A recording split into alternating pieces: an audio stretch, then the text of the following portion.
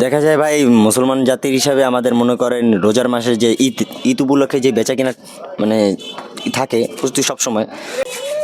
আসসালামু আলাইকুম ভাইয়া, কেমন আছেন? আলহামদুলিল্লাহ ভাইয়া, আলহামদুলিল্লাহ অনেক ভালো আছি। যাই হোক, আমি অনেকক্ষণ করে লক্ষ্য দেখতেছি যে আপনার দোকানে অনেক কাপড়ের পর ঈদের কালেকশন খুবই ভালো, গেঞ্জি, শার্ট, প্যান্ট, যে অনেক কিছু আমি দেখতেছি খুবই ভালো। তো বেচা কেনার দিক দিয়ে আমি কোনো কাস্টমার দেখতেছি না, সেই হিসাবে কি বেচা কেনা একটু মন্দা নাকি ভাই? একটু আমরা যদি ঈদ উপলক্ষে কিছু বলতেন। দেখা যায় ভাই, মুসলমান জাতির হিসাবে আমাদের মনে করেন রোজার মাসে যে ঈদ উপলক্ষে যে বেচা কিনা মানে থাকে প্রস্তুতি সবসময়। তো এই বছর সবচেয়ে মনে করেন কম, সেটা আপনারা দেখতে পাচ্ছেন। তো আমরা গত বছরের চেয়ে অনেক ভালো বেচছি, যে দেখা যায় এরকম সময় কেউর সাথে কথা বলার সময় পাইনি।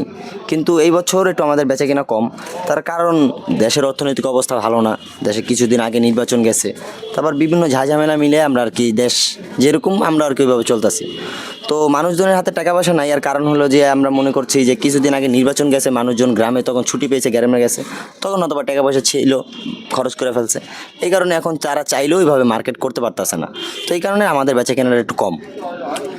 যাই হোক দর্শক, আমি যেটা বুঝতে পারলাম ভাইয়ের কাছে জেনে, যে ঈদ উপলক্ষে যে মার্কেট যে বেচা কিনা প্রয়োজন ছিল, যে কেনাকাটা খুব ভরপুর ছিল, সেক্ষেত্রে আমি দেখতেছি যে দোকানদার একটু মন্দা, বেচা কিনা খুবই খারাপ। তো দেশের অবস্থা ভালো না, বাইরের অবস্থা ভালো না, সেক্ষেত্রে আমাদের বাংলাদেশের অবস্থা আমি মনে করি বেচা কিনা দিক দিয়ে অনেক খারাপ, যে ঈদও চলে আসছে, বেচা কিনা দিক দিয়ে খুবই খারাপ। তো যাই হোক, আপনারা ভিডিওটি বেশি বেশি শেয়ার দিবেন, অন্যকে দেখার সুযোগ করে দেবেন।